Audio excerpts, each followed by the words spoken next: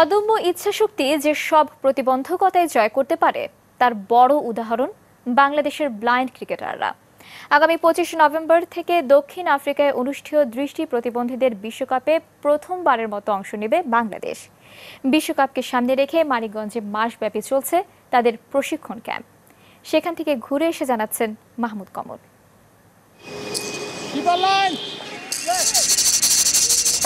ঝুনঝুন এই শব্দটার মাঝেই লুকিয়ে আছে বিশ্বজয়ের স্বপ্ন।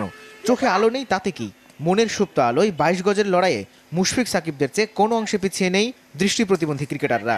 2012-তে ভারতের বেঙ্গালুরু অনুষ্ঠিত টি-20 বিশ্বকাপে অংশ নিলেও ব্লাইন্ড ক্রিকেটের ওয়ানডে বিশ্বকাপে বাংলাদেশের অংশগ্রহণ এবারই প্রথম। অভিজ্ঞতা অর্জনের পাশাপাশি প্রথম সুযোগেই চমক দেখাতে চায় বাংলাদেশ।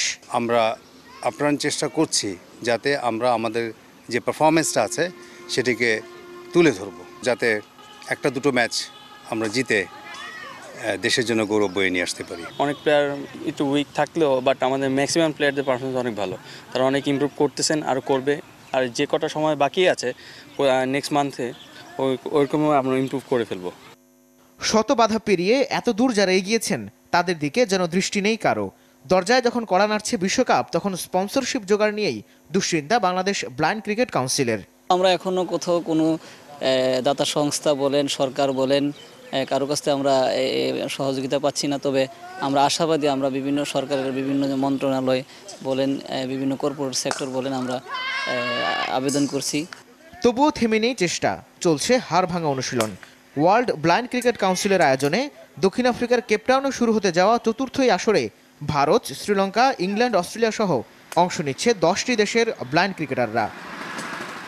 মনের জোর আর কঠোর পরিশ্রম যে স্বপ্ন জয়ের পথে কখনো বাধা হতে পারে না, সেটি আবারও প্রমাণ করতে প্রস্তুত দেশের দৃষ্টি প্রতিবন্ধী এই ক্রিকেটাররা।